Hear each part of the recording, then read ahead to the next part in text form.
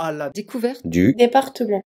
Même si la politique forestière est une compétence de l'État, le Conseil départemental du Var joue un rôle primordial dans la prévention des risques incendies. Le département participe au dispositif estival de patrouille de prévention des feux de forêt pour protéger ce patrimoine naturel qui s'étend sur 388 000 hectares, soit 64% de la surface totale du territoire varois. Nos missions l'été, c'est d'empêcher le feu, c'est un objectif primordial pour les unités de forestiers sapeurs du département. Ça consiste à informer et sensibiliser le public, surveiller pour dissuader des actes de malveillance et d'imprudence.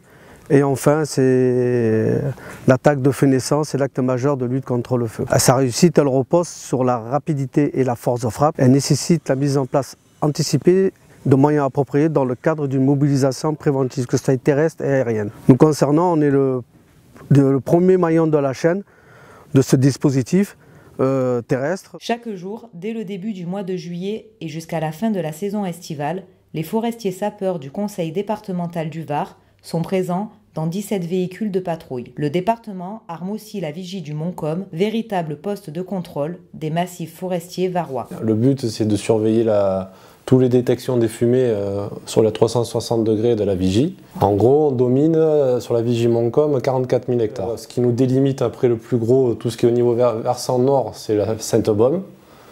Côté sud, donc c'est toute la côte méditerranéenne, version côté Toulon, jusqu'à peu près hier et à Presqu'île de Giens. Il faut faire très attention, vous avez plusieurs niveaux d'alerte.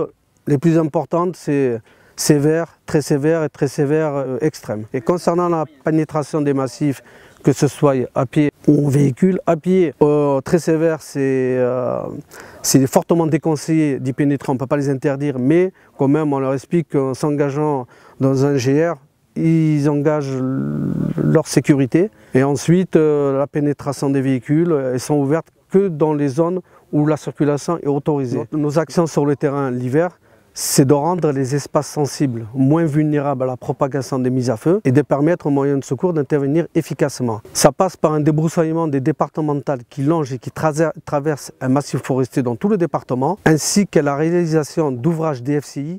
Rendez-vous vendredi pour l'agenda du week-end.